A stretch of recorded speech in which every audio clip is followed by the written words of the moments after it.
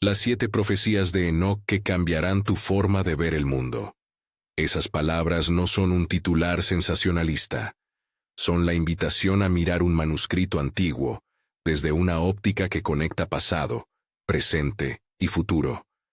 Enoc, una figura que aparece brevemente en la genealogía de Génesis y que es mencionado por el apóstol Judas, dejó visiones que, para muchos creyentes, iluminan con sorprendente claridad la trayectoria del tiempo humano y la intervención divina. ¿Qué veía Enoc? ¿Hablaba de eventos cerrados en el pasado o describía realidades cuya sombra atraviesa nuestro presente? Esta es la pregunta que guiará cada paso de este recorrido. 7 profecías, 7 focos, que, leídas con prudencia y fe, pueden transformar nuestra forma de entender los eventos de hoy y nuestra respuesta como comunidad creyente. Antes de entrar en materia, un apunte imprescindible. El libro de Enoc es antiguo y fue usado y citado por algunos escritores judíos y cristianos primitivos. Judas cita una tradición en la que aparece Enoc, Judas 1:14. Sin embargo, no todos los cristianos lo reconocen como parte del canon bíblico.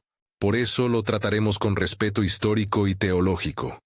Lo consideramos una fuente apocalíptica antigua que dialoga con la Escritura, aporta símbolos y visiones, y puede enriquecer nuestra lectura escatológica sin sustituir la autoridad de las Escrituras canónicas.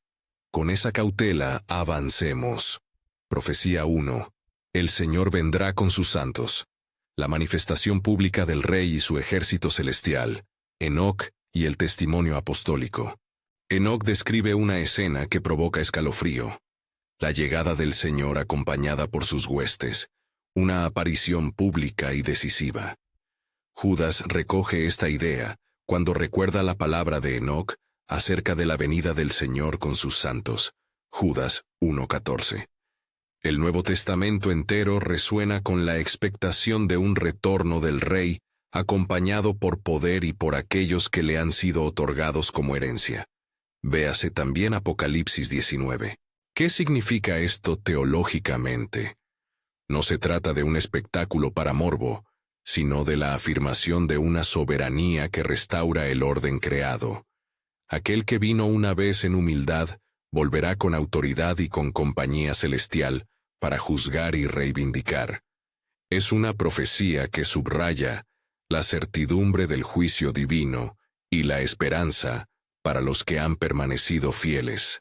Hoy ese pasaje altera nuestra perspectiva sobre la historia. Si la consumación será pública y gloriosa, entonces nuestras luchas privadas, las injusticias aparentes y las pequeñas traiciones no son el último capítulo. Vivir como ciudadanos del reino implica ajustar nuestras prioridades, nuestras decisiones cotidianas, nuestras lealtades y la forma en que utilizamos nuestro tiempo y recursos. ¿Dónde estarás cuando se revele públicamente la gloria del Rey? Esa pregunta no busca generar miedo, sino urgencia para vivir a la altura de la esperanza. Profecía 2. La gran apostasía. La desviación desde dentro más que desde fuera. Enoc y los escritores apocalípticos hablan de una desviación que brota desde el interior del pueblo, no simplemente de una persecución externa. La palabra apostasía describe ese fenómeno. Comunidades que pierden calor por dentro, doctrinas que se diluyen, una fe que se domesticada hasta volverse doméstica y sin mordiente. Pedro y Pablo en distintas cartas advierten sobre engaños y falsos maestros que erosionan la verdad desde adentro. Véase 2 Pedro 2, 1 Timoteo, pasajes dispersos. Y Enoc anticipa signos de corrupción interna que precipitan juicio. En el mundo contemporáneo, hay múltiples manifestaciones paralelas. La secularización creciente que hace de la fe un asunto privado sin consecuencias públicas. La relativización de verdades doctrinales. Iglesias que priorizan confort, crecimiento numérico o aceptación cultural por encima de fidelidad y santidad. No se trata de satanizar todo cambio cultural, sino de preguntarnos con honestidad si nuestras comunidades están siendo conformadas por el espíritu del mundo, más que por el espíritu del Señor. La aplicación práctica es directa y dolorosamente necesaria. Perseverar en la formación doctrinal, enfatizar la vida espiritual auténtica, no solo programas atractivos, y cultivar comunidades donde la verdad se acompañe de misericordia. La apostasía es una llamada a vigilar el corazón de la Iglesia, a reforzar la enseñanza y a hacer de la fidelidad una virtud pública y cotidiana. Profecía 3. Los vigilantes y el retorno de conocimientos peligrosos. Ética, tecnología y la tentación de dominar. Una de las secciones más inquietantes del material en torno a Enoc refiere a los vigilantes, watchers, seres que enseñan a la humanidad artes y secretos que corrompen, metalurgia, cosmética, hechicería en algunas tradiciones. La imagen es poderosa porque une conocimiento y caída moral. El saber sin sabiduría puede volverse destructor. Jude y otros textos apocalípticos sí aluden a estos temas como advertencia. Hoy vivimos una revolución del conocimiento. Edición genética, inteligencia artificial, biotecnología, manipulación climática y redes de información global. Estas herramientas son potencialmente bendición y riesgo. El paralelo no es una equivalencia directa, no estamos leyendo literalmente los mismos relatos. Pero la lección moral sí es pertinente.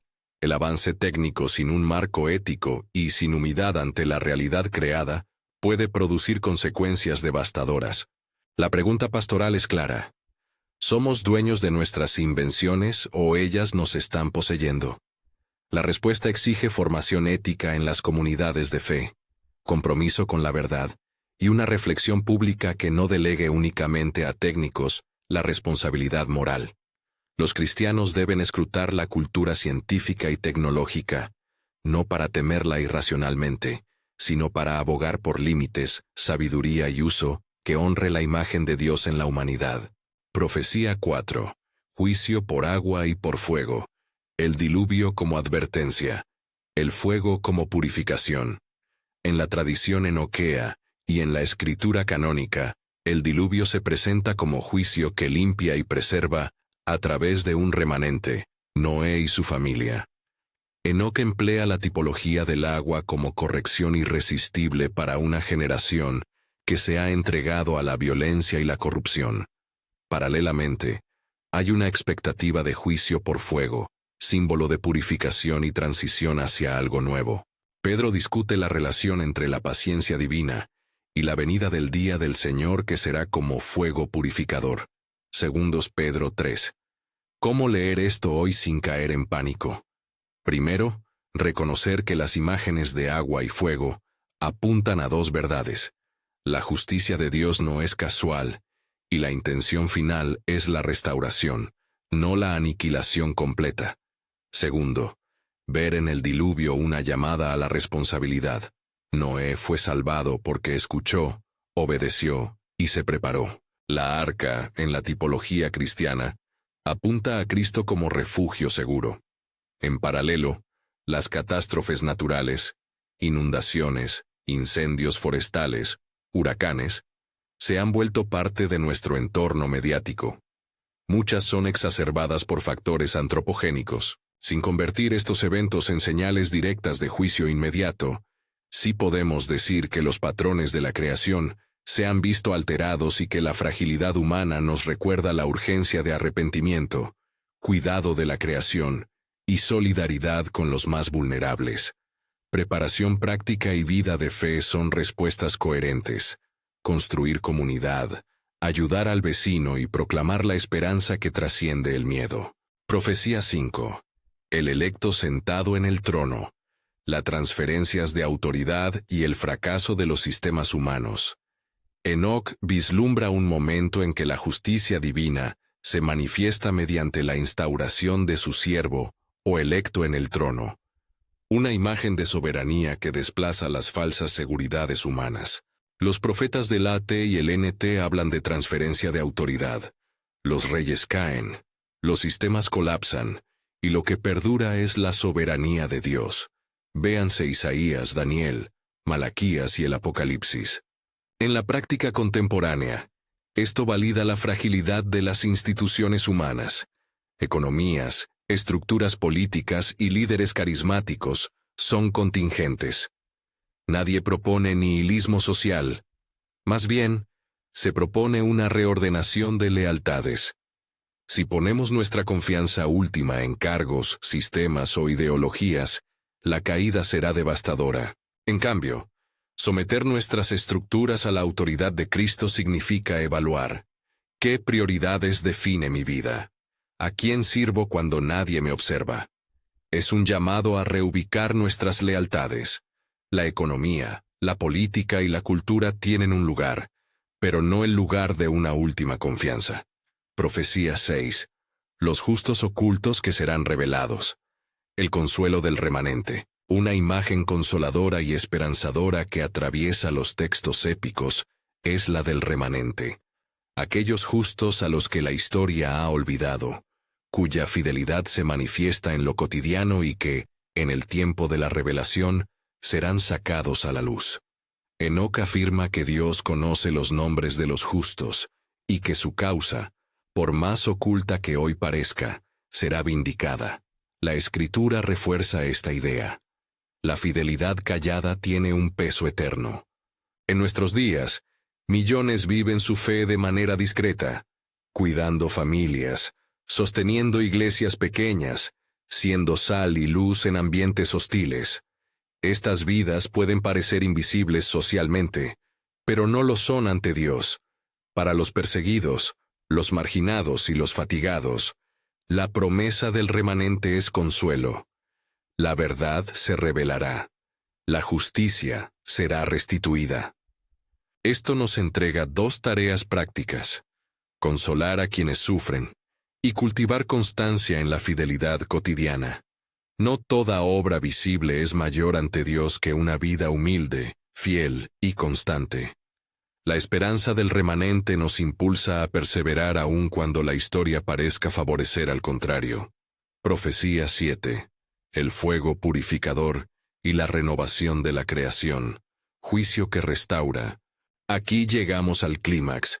Enoc presenta el fuego no solo como herramienta destructiva, sino como elemento de purificación y transfiguración.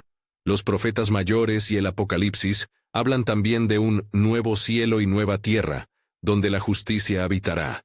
Véase Isaías 66, Apocalipsis 21.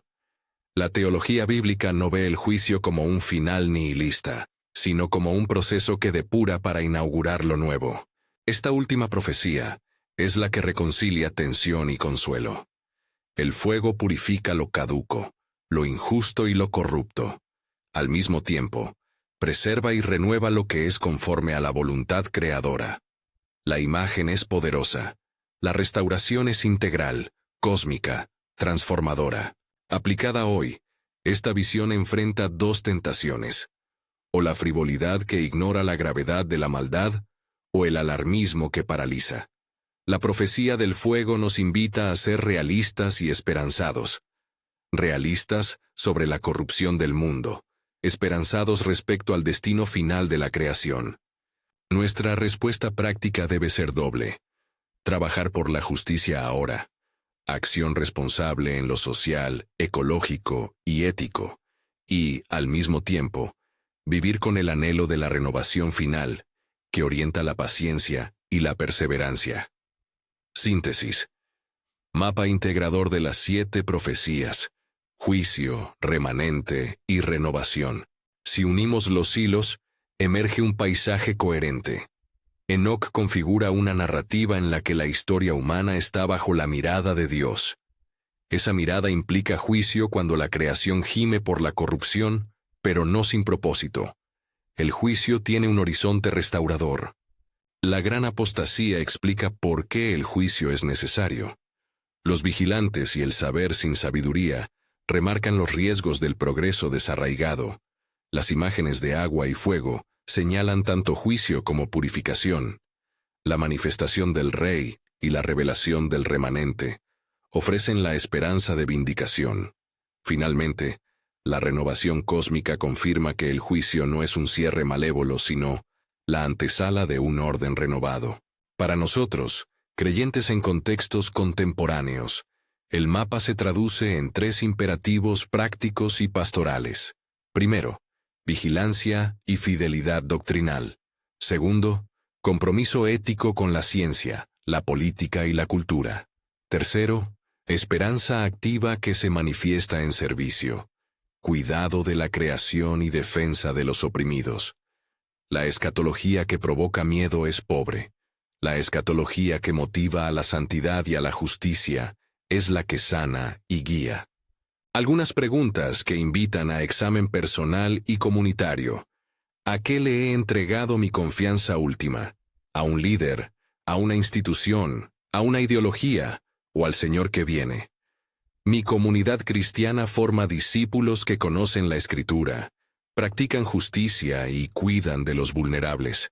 Hemos pensado éticamente sobre las tecnologías que el mundo produce y cómo impactan la imagen de Dios en el hombre. Cómo acogemos y sostenemos a los que sufren en silencio, sabiendo que Dios honra la fidelidad oculta. Estos cuestionamientos son herramientas para el crecimiento, no balas de acusación.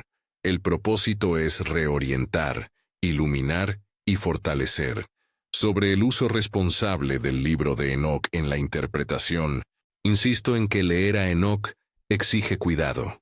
Usarlo como un espejo histórico y simbólico que enriquece la imaginación teológica está bien.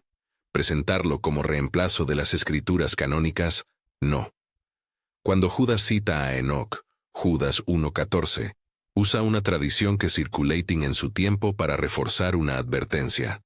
Eso nos enseña a tomar de la tradición apocalíptica lo que edifica y a someter toda interpretación a la autoridad de las Escrituras y al espíritu que guía la Iglesia. Un llamado pastoral final, vigilancia humilde y esperanza activa. No cierro con pánico ni con autojustificación. Cierro con un llamado pastoral. Mantente despierto en humildad. No cedas a la indiferencia ni al sensacionalismo. Vive tu fe con integridad intelectual y ética. Cuida a los tuyos y serás parte de ese remanente que Dios revela. La visión en Enoc combina advertencia y consuelo. El juicio es real, pero la gracia lo es también. Aférrate a la promesa del Rey que viene con sus santos y a la certeza de que la creación será renovada. Si esta palabra te ha tocado, te invito a permanecer con nosotros en esta serie sobre profecías. Suscríbete para no perder los próximos estudios donde ampliaremos textos, compararemos tradiciones y ofreceremos recursos para profundizar en este tema. CTA Suave. Suscripción e invitación a la serie. Para concluir, una oración breve. Señor, que tu juicio nos llame al arrepentimiento, que tu gracia nos sostenga en la fidelidad, y que tu promesa de renovación nos impulse a vivir con esperanza y justicia. Amén. Si quieres continuar profundizando, encontrarás en la descripción un dossier con lecturas recomendadas, las referencias bíblicas citadas y recursos para estudiar el libro de Enoc con criterio histórico-teológico. Comparte este mensaje con alguien que necesite una lectura que confronte y consuele. La historia no está fuera de la mano de Dios, y esa convicción cambia todo.